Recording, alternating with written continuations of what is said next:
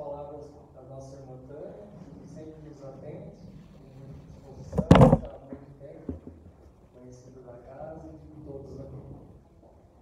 Então, como de costume, para darmos início à nossa reunião, vamos fazer a nossa prece. Vamos nos unir num só pensamento de amor, de paz, deixando as situações do dia a dia, do lado de fora, o que fizemos hoje durante todo o dia, o que fizemos para chegarmos até aqui. Agora é o momento de nos concentrarmos, nos ligarmos ao alto, se mantermos calmos, tranquilos e serenos, agradecendo a oportunidade de estarmos aqui mais uma noite, para receber todas as benesses que já foi preparada pela espiritualidade, com muito amor, com muito carinho e dedicação. Que possamos aproveitar as palavras desta noite, colocá-las em prática no nosso dia a dia, possamos levar no passe os melhores fluidos, as melhores energias,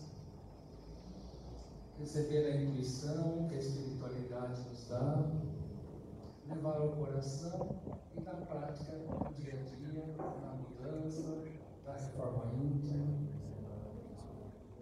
sempre pensando em Jesus, nos seus ensinamentos e tudo que Ele nos deixou para seguirmos rumo à nossa evolução. Agradecemos a Deus, a espiritualidade e a todos que estão aqui presentes. Que assim seja. Que assim seja. Tânia Marta.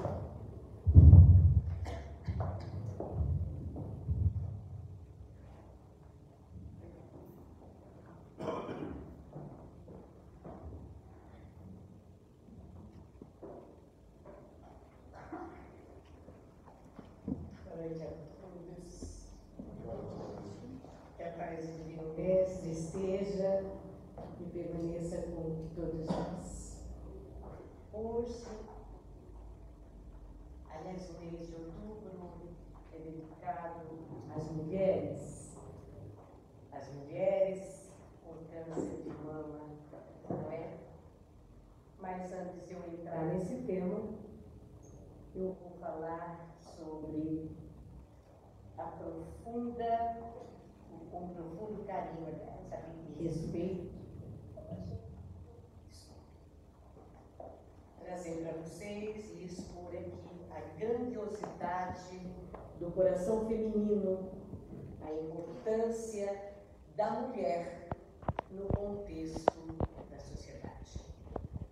Então, não há como não recordarmos também o profundo amor que Jesus Cristo colocou na direção das mulheres do Evangelho, diretamente em sua presença e também ao longo dos séculos.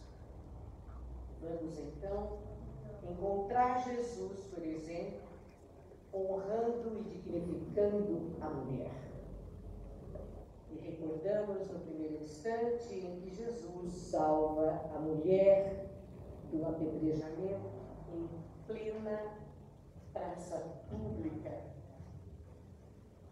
onde Jesus, caminhando com seus discípulos, quando de repente uma multidão se aproximou e alguns homens arrastam uma mulher pela rua e lançam a mesma na direção do Mestre, e ali fazem uma proposta onde desejam realmente colocar Jesus numa situação de dificuldade e disseram: Mestre, a lei nos autoriza que aquela que fosse pega em adultério sofresse a morte por apedrejamento, por lapidação.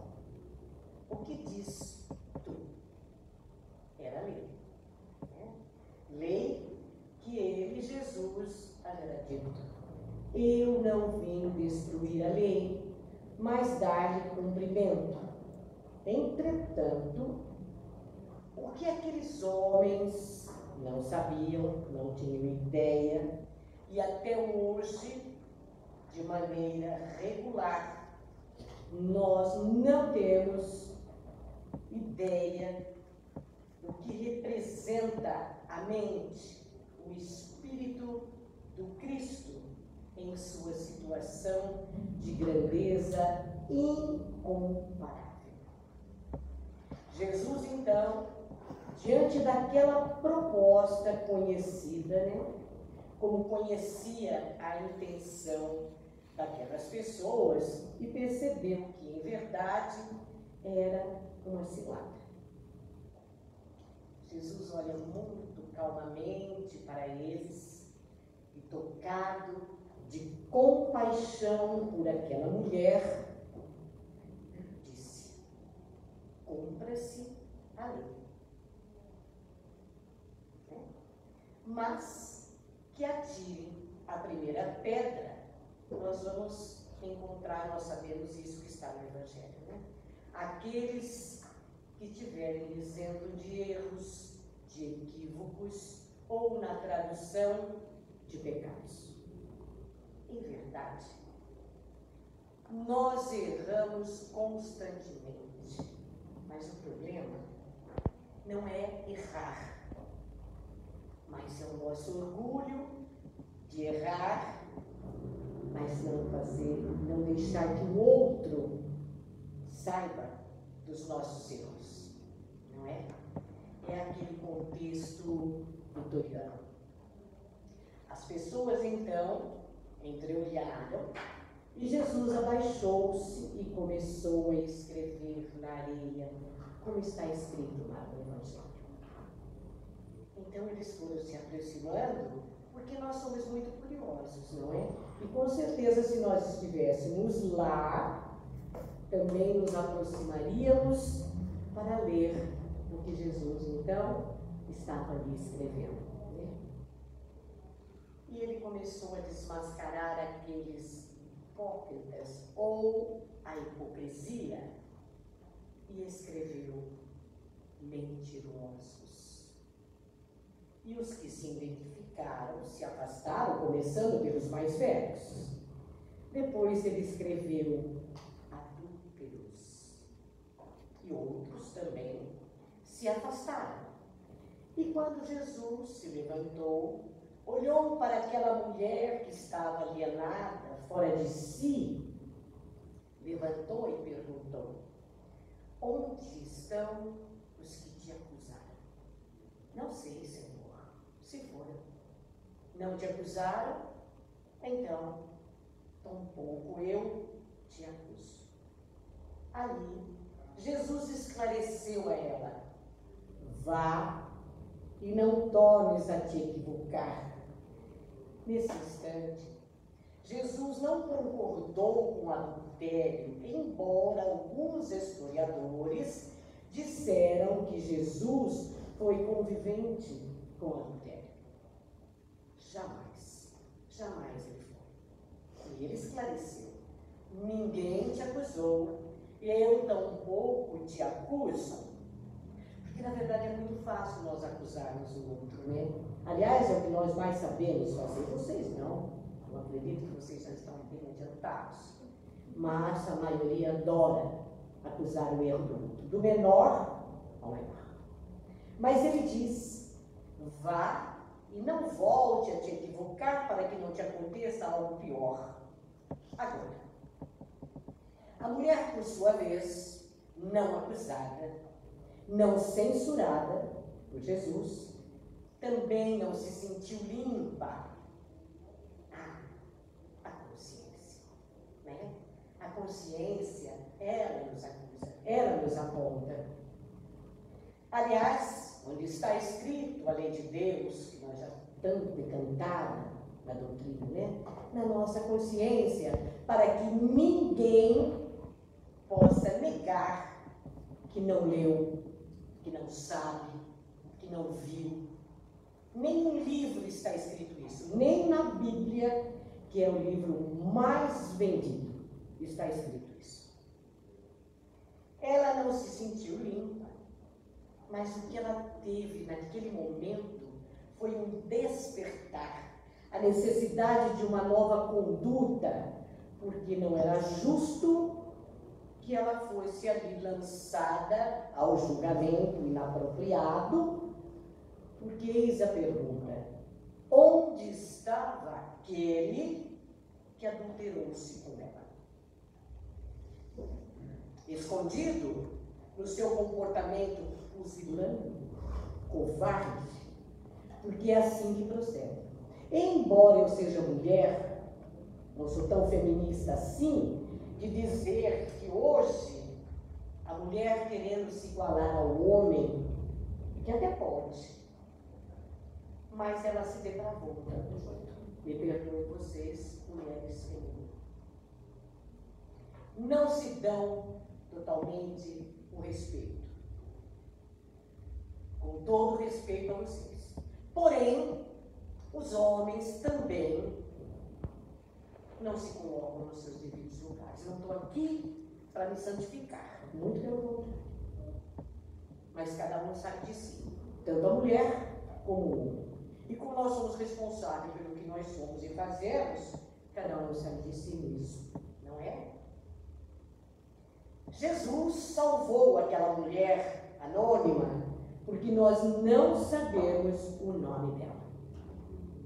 Outro exemplo, Jesus, com amor profundo por Marta e Maria, irmã de Lázaro, redivivo de Betânia, quando elas foram de encontro a ele, diz: Mestre, Lázaro morreu. Ele chorou com elas. Ele sentiu a dor daquelas duas irmãs. Embora, compadecido, ele sabia que Lázaro não estava morto, porque o seu fluido vital ali estava presente no seu corpo. Porque, em verdade, o que Lázaro teve foi um ataque de catalepsia. Vamos encontrar Jesus cruzando com a viúva de Naim, levando seu filho em um cortejo. Jesus, tocado de compaixão, acariciou o rosto daquela mulher. Eu fico aqui imaginando, nós podemos imaginar Jesus acariciando o nosso rosto. Para mim é inconcebível. Inconcebível porque eu sei dos meus erros.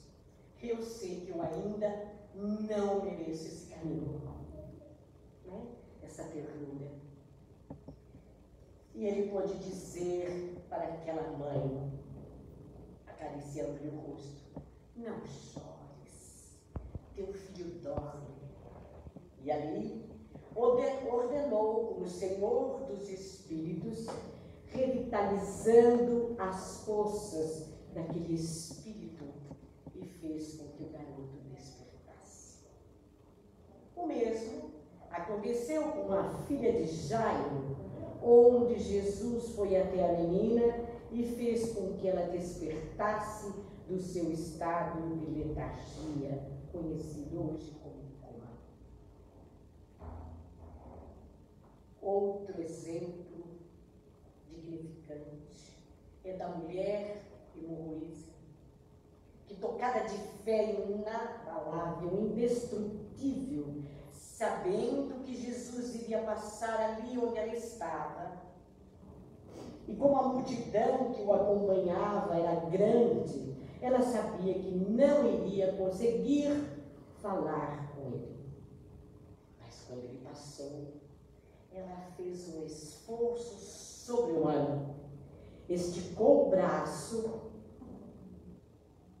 e, mesmo naquela multidão ensandecida, toca nas vestes do Cristo. Naquele instante,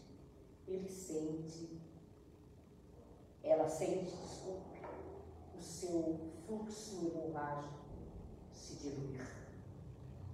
Notemos, está lá no Evangelho essa passagem. Jesus sentiu sair dele uma virtude. Estancou o passo e olhando para Pedro, seu discípulo, que era responsável pela proteção física dele, como se Jesus precisasse de proteção, porque se ele não quisesse, ninguém se aproximaria dele, não é? Mas perguntou: Pedro, quem me tocou? Pedro, conformado, aquele sol do meio-dia pino, aquelas pessoas se empurrando, aquela multidão. Pedro olha para Jesus e responde bravo, porque Pedro era meio estourado, ronco, não é? Ah, Senhor, eu vou saber quem foi que desse empurra, quem foi que te tocou? Não sei, Senhor. Esse empurra, esse calor, eu vou saber quem te tocou? Não sei. Quase sem paciência. Nesse instante, uma mulher se pronunciou. Fui eu. A curiosidade abriu espaço e todos olharam para ela, para Jesus. Ele então aproximou-se dela e disse: mulher, vá, a tua fé te salvou, te curou. Vejamos a confiança daquela mulher em Jesus. Essa senhora digníssima pôde, na sua gratidão sublime, continuar seguindo a Jesus. Conta-nos Amélia Rodrigues, em seu livro Sou Eu, que essa mulher na Via Cruz, porque também está no Evangelho, ser Verônica. Aquela mulher que em uma das quedas de Jesus pôde enxugar o rosto com uma toalha, tendo a face do Cristo marcada pelo sangue. Existe até uma belíssima melodia do compositor espírita João Cabete, onde ele compôs a música com o nome A Face da Doçura, que em um dos versos ele diz: a face de uma dor imensa e crônica, perpetuada no lenço de Verônica. Essa mulher seguiu a Jesus até o fim. Lá também em Via Cruzes vamos enxergar a digníssima Mater, mãe de Jesus, Maria de Nazaré, acompanhada por João Evangelista e outras mulheres corajosas, como Joana de Cusa, uma das reencarnações da veneranda Joana de Ângeles, que era esposa do intendente de Cusa, que teve ela a coragem de ir até Pôncio Pilatos interceder por Jesus.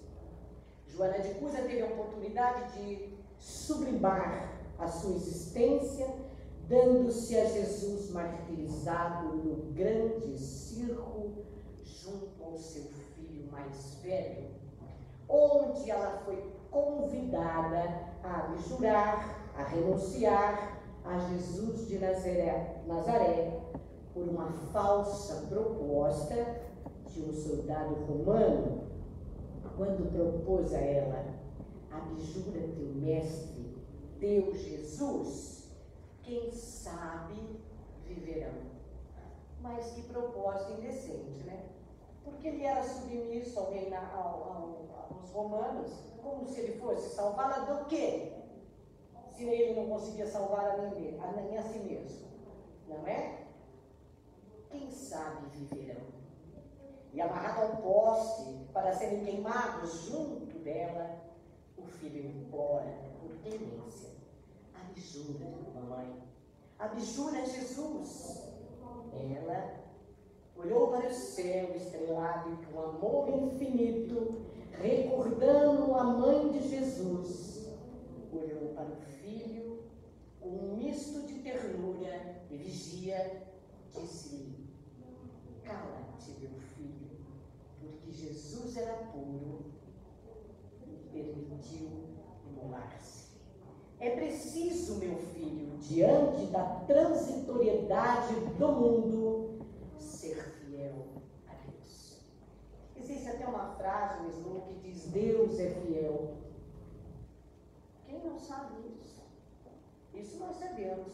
Agora, basta nós perguntarmos a nós mesmos se nós é que somos fiéis a Deus. Será? Olha para o soldado e diz: cumpra o teu dever. E o soldado, com escárnio, disse: é isto que o teu Cristo te ensinou? Não, respondeu ela. Ensinou-me a compreensão, o perdão e o amor. Mas o soldado não teve compaixão e os queimou vivo. Já desencarnando Joana de Cusa, ouviu uma voz muito conhecida, uma mão que lhe tocou o ombro, dizendo: Joana, confia, não estás sozinha, eu estou aqui. Era Jesus que vinha buscá-la. Agora, como não dizer de Maria de Magdala, ou Madalena, aquela mulher que fora liberta psiquicamente pela ternura e ao amor de Jesus, no dia seguinte do encontro com Jesus na casa de Simão, fariseu, hipócrita, onde ela lançou mão de todos os seus bens, mansão, joias, roupas, e partilhou com o mestre os momentos dos seus ensinamentos evangélicos até a hora extrema, vendo-o depois ressurgir 3 dias, lembremos, foi ali, diante dela, que o Senhor decidiu que viria a notícia da sua vivência em a sepultura de José de Arimateia. E foi para ela que ele apareceu, para que ela fosse a informante aos discípulos que dela duvidaram. Todos duvidaram. Acho que nós, se estivéssemos lá, também duvidaríamos, se hoje nós não duvidemos ainda.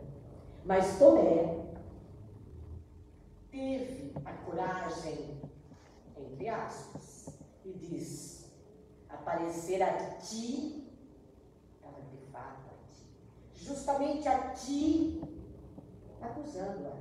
Não? Como é fácil acusar. Mas Maria de Nazaré disse a ela: eu creio, minha filha, conta-me como foi.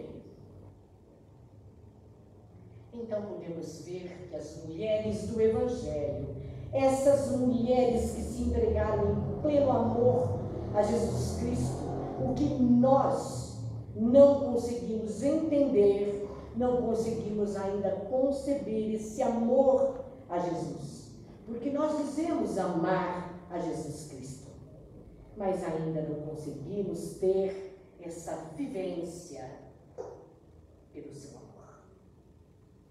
Outro exemplo de mulher corajosa, Lívia Lentulus, esposa do senador Publio Lentulus, uma das encarnações de Emmanuel, onde conta a sua vida no belíssimo romance Há 2000 anos. Lívia, meus amigos, teve a sua sublimação naquela encarnação, porque Lívia teve seu filho sequestrado, meses de vida tinha garoto, e ela nunca mais teve notícia se o menino estava vivo ou estava morto. Nunca Lívia blasfemou, nunca questionou a Deus, nunca Lívia sentiu-se desamparada.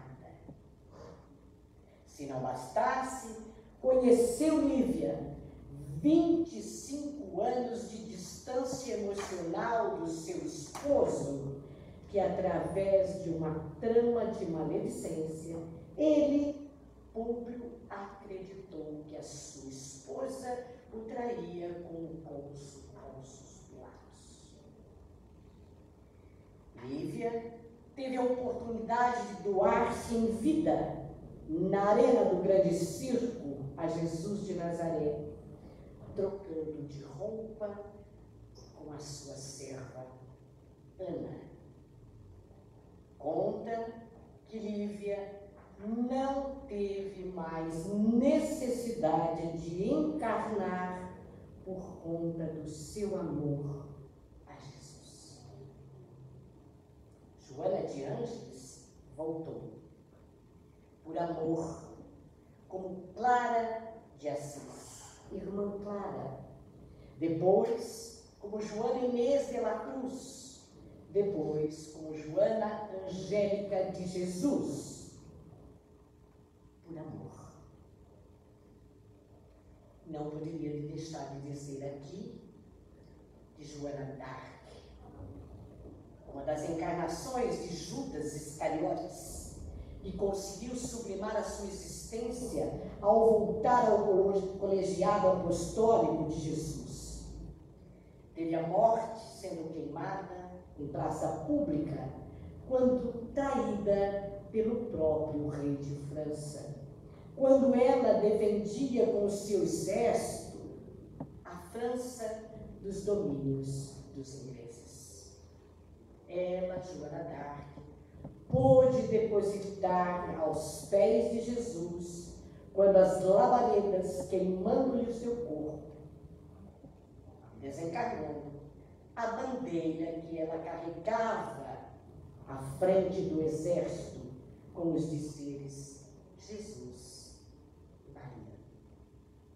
Essa informação de Joana d'Arc era Judas perfeitamente plausível, vindo do espírito de Humberto de Campos através de Chico. Vamos voltar mais para cá.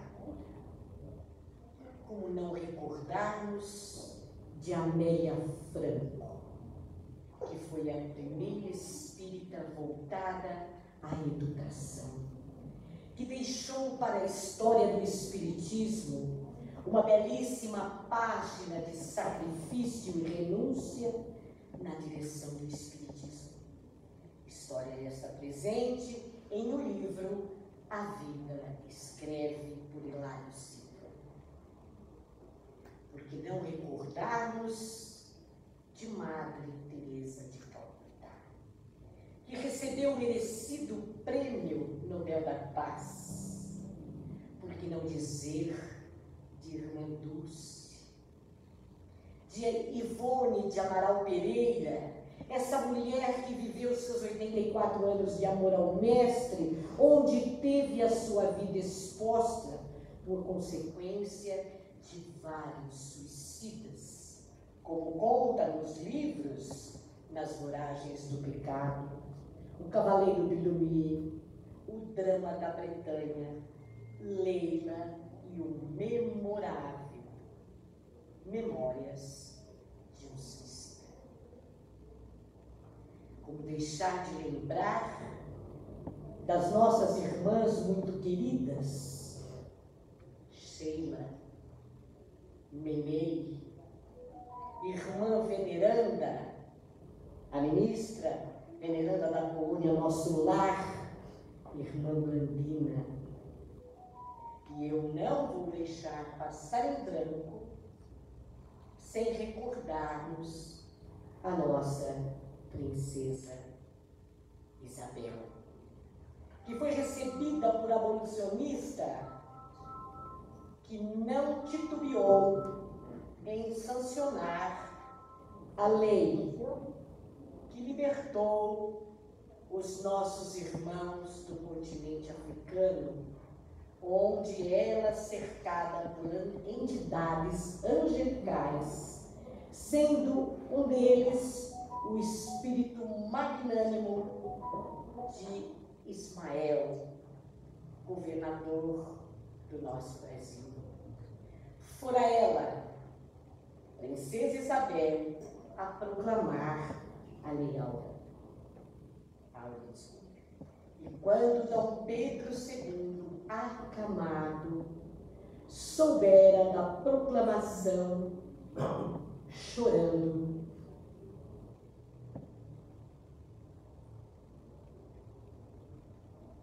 pôde dizer: grande povo.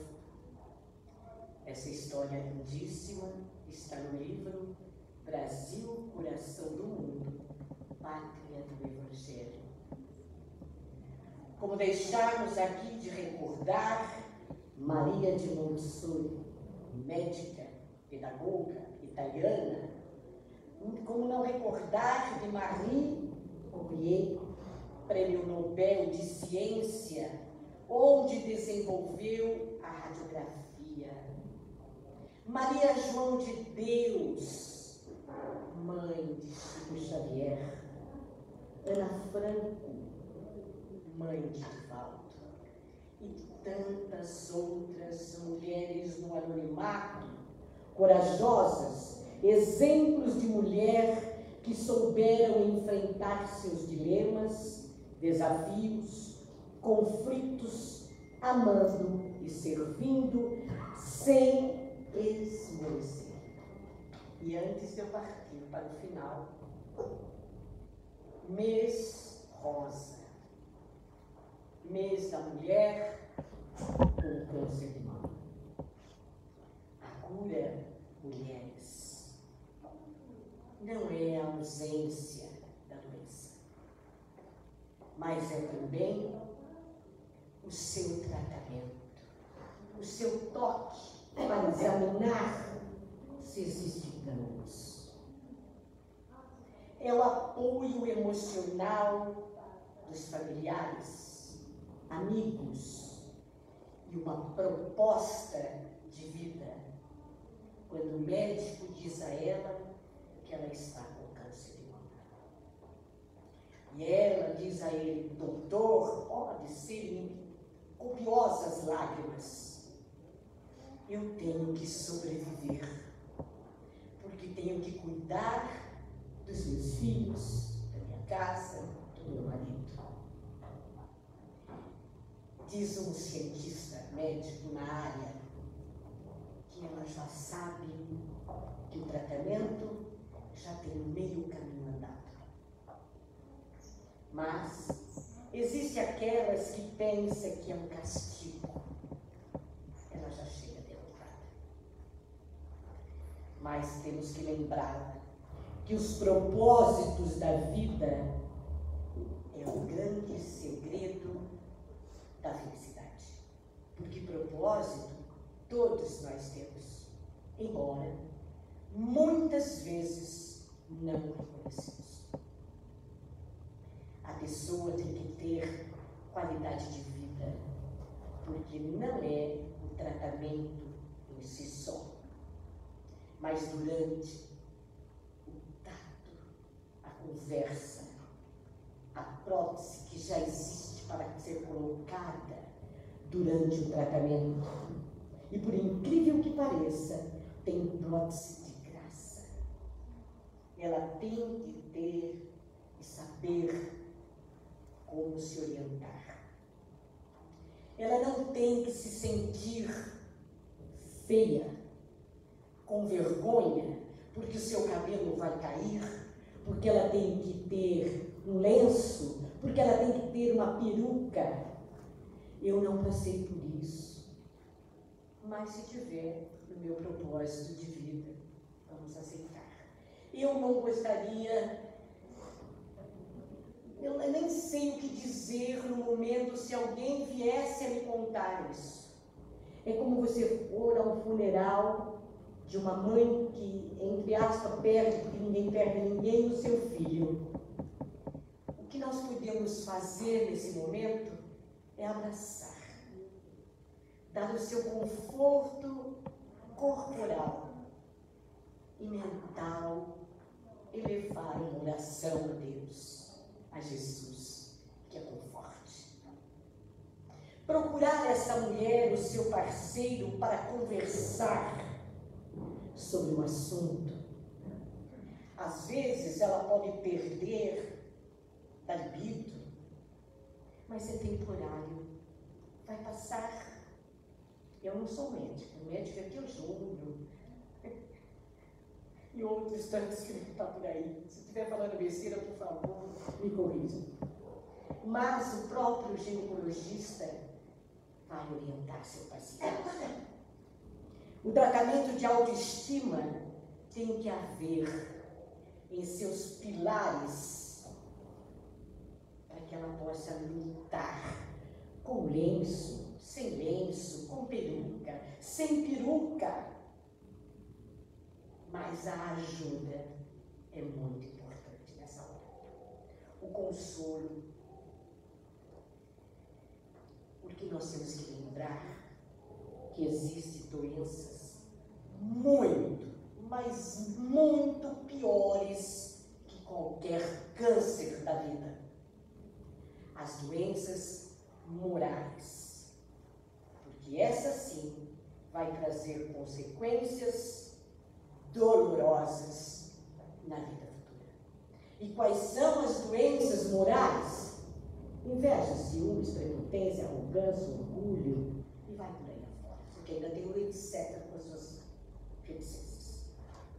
Ela tem que ter coragem, dignidade, perseverança, lembrando as palavras que Jesus dizia quando curava. Vá e não peques mais para que não te aconteça algo pior, porque se nós não mudarmos as nossas condutas internas, porque a doença é interna e vem para fora. Agora, se de alguma forma alguma dessas mulheres não conseguirem ser curadas,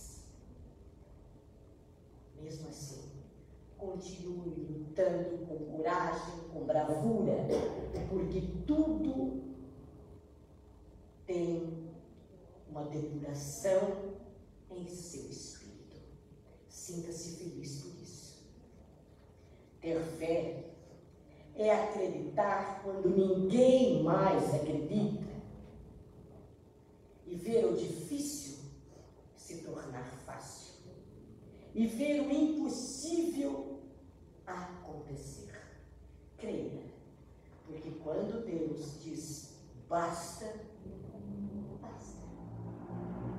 E para finalizarmos, recordemos o espírito da personalidade crística de Maria de Nazaré, a mãe de todos nós, espírito que Jesus escolheu para ser o vaso à formação do seu corpo fisiológico.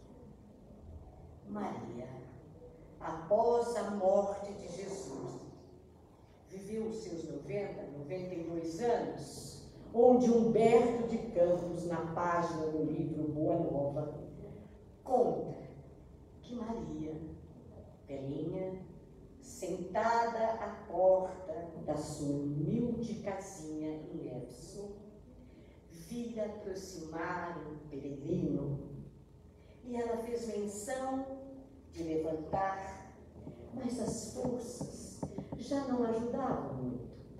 Ela quis então untar os pés ferido do peregrino que trazia e nas mãos. Mas qual a surpresa, porque aquele peregrino, ela sentiu uma vibração diferente. Ela que acostumara a consolar, a falar sobre o reino de Deus, a falar de Jesus para os outros que passavam por ali. Mas quando ela baixou-se para limpar os pés, viu as marcas dos cravos, assustadas. Olhou para as mãos do peregrino e viu também as marcas das perfurações.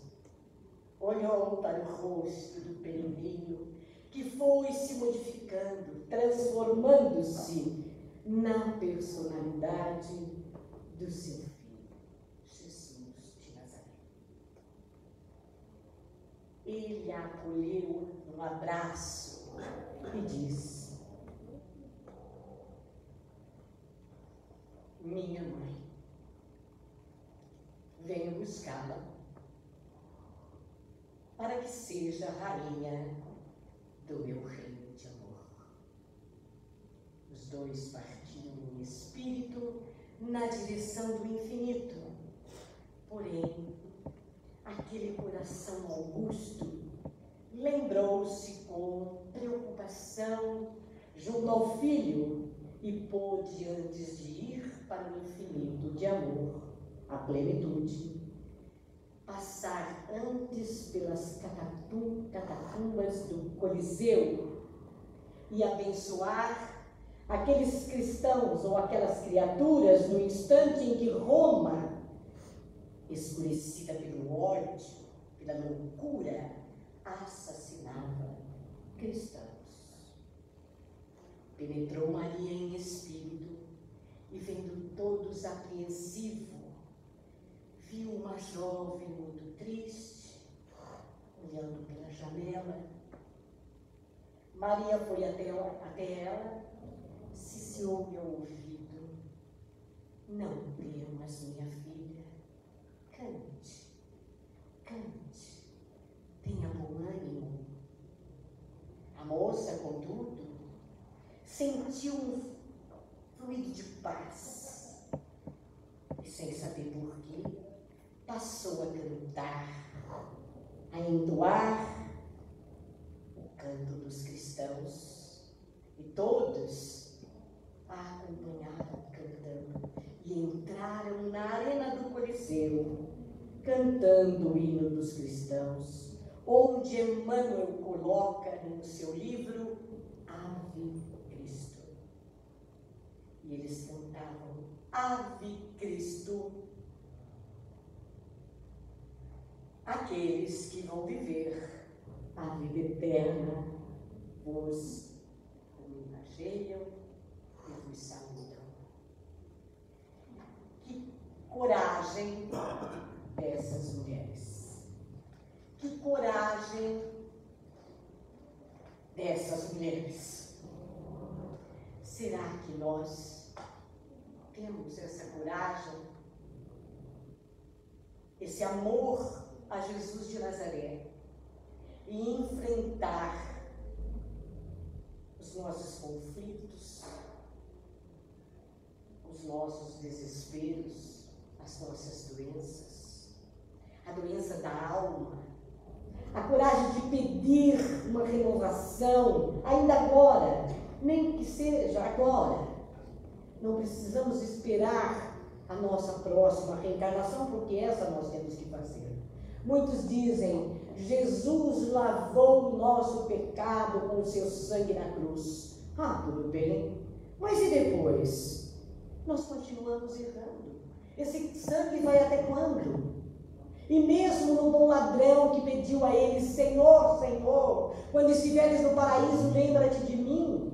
E ele diz: ainda hoje estarás comigo. Hoje, vírgula, porque ele não disse quando. O rapaz tinha que fazer o seu caminho de volta, como todos nós temos, né? Nós somos devedores, não é um dos outros, não. Nós somos devedores da lei divina. E se não tivermos coragem de pedir a Jesus, a Deus, aos benfeitores espirituais, aos nossos anjos da guarda, como queira chamar, pedimos a ela, porque uma mãe, quando pede a um filho, ela fica ali insistindo até ele fazer o que ela quer. Nós sabemos disso, nós mães, não é? Enquanto não faz, a gente não dá sossego. Diz irmã Dulce, num conto, que foi assim que ela faz com Jesus. Ela pede, embora ele seja um muito obediente a ela. Que possamos dizer assim, então: Ave Maria, dos seus andores, rogai por nós,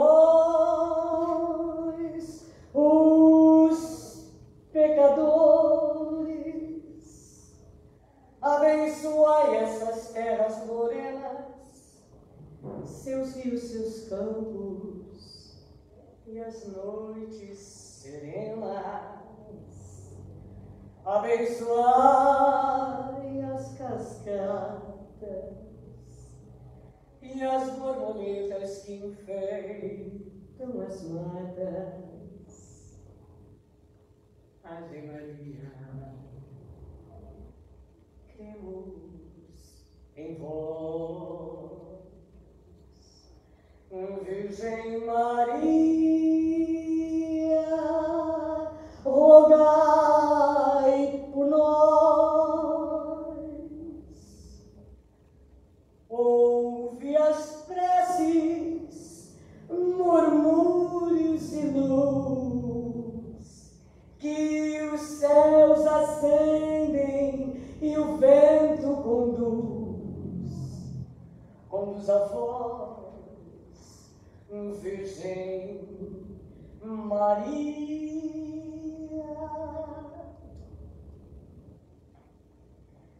Rogai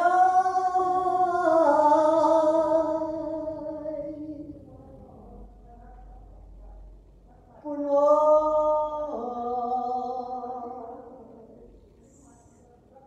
Que o manto da Virgem